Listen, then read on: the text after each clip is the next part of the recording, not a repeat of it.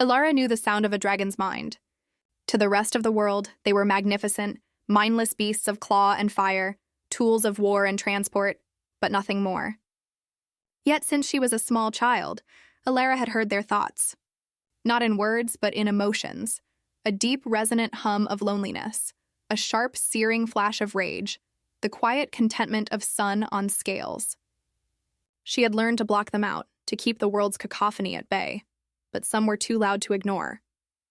The one now screaming in the back of her mind was the loudest she had ever heard. She was gathering medicinal herbs near the cliffs when it began. A low, panicked roar that vibrated through the earth, followed by a frantic psychic pulse that made her head ache. It was a dragon in a state of sheer terror, a primal fear that was completely at odds with their savage reputation. She looked up just in time to see a shape plummeting from the sky. It wasn't a wild dragon, but a trained one of the noble steeds from the dragon rider's citadel. It spiraled out of control, its rider a tiny figure clinging desperately to its back. The dragon's frantic mental screams were a single word, repeated over and over. Falling. Falling. Falling. Just as the dragon was about to crash, another figure shot into view.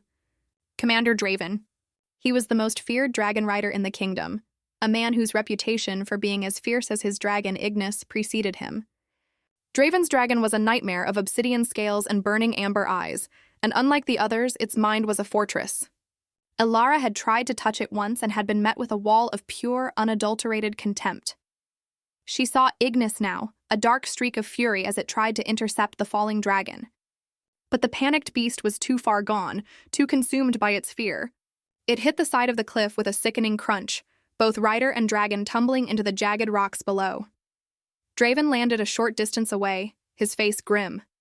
He ran to the crumpled form of his fellow rider, but it was too late. He looked up at the sky, his eyes burning with a cold, human-hating fury that mirrored the silent rage of his dragon. It was then he saw Elara, still rooted to the spot, a half-woven basket of herbs forgotten in her hands. His gaze was a physical weight, a silent accusation. He saw a frightened human in the wrong place at the wrong time. He didn't see the one person in the world who could have heard the dragon's plea. Within an hour, Elara found herself dragged to the citadel, a prisoner under the suspicion of being a spy. Draven stood before her in the interrogation chamber, his armor glinting in the firelight. He paced the room like a caged panther, his frustration a palpable thing. "Tell me what you were doing there," he said, his voice low and dangerous. "You have a talent for being in places you don't belong." Elara swallowed hard. "I wasn't a spy. I heard the dragon. It was afraid." The rider was still clinging to it, but it was too late. It was already in a panic. Draven stopped, a sneer twisting his lips. Dragons don't panic. They don't have human emotions. They are instruments, tools. They don't feel fear. "They do," Elara insisted, her voice trembling but firm. "They feel rage, grief, and terror." "I know because I can hear them." He laughed, a harsh, humorless sound. "You expect me to believe you can speak with dragons? No human can do that. Not since the Dragon Tamers were wiped out centuries ago. You're either lying or mad." Just then a commotion broke out from outside. Another dragon, a young, bronze-scaled creature, was roaring in the pens. It thrashed against its chains, a storm of panic and rage, its thoughts a painful cacophony in Elara's mind. A stable hand burst into the room. "Commander! The new dragon, it's going mad. It won't calm down. We think it saw what happened to the others." Draven's eyes narrowed. "Give her a chance to prove it then," he said, a cold mockery in his tone. He gestured to two guards. "Take her to the pens.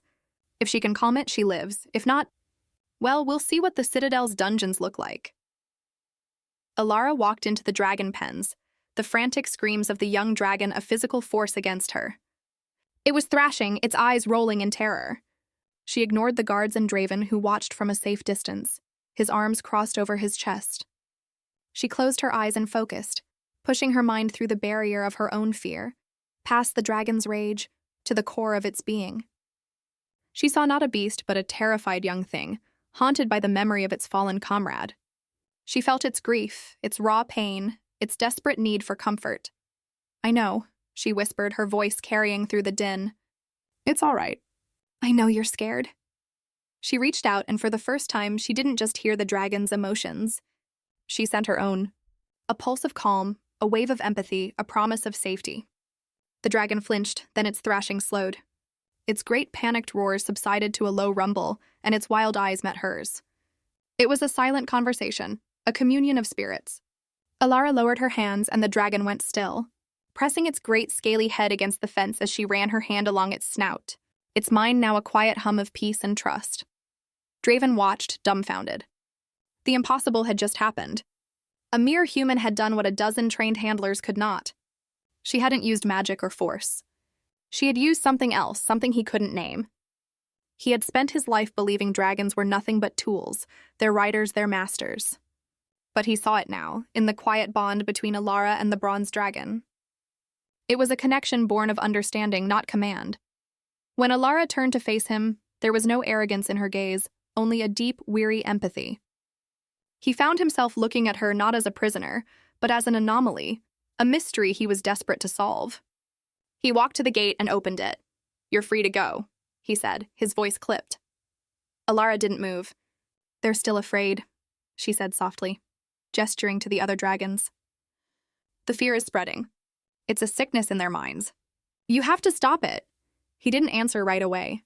He looked at her, then at Ignis, who stood a short distance away, its amber eyes watching them both. For the first time, Draven saw the echo of the young dragon's fear in Ignis's stoic silence.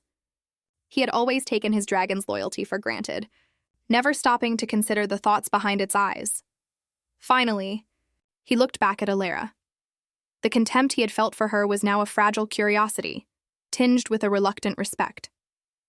He didn't want to, but he needed her. "You will accompany me," he said, the words a forced admission of his need. "You will help me stop this sickness, and you will not leave my side." He didn't just need a translator. He needed a tamer. And for the first time in a long time, the human-hating dragon rider found himself needing a human.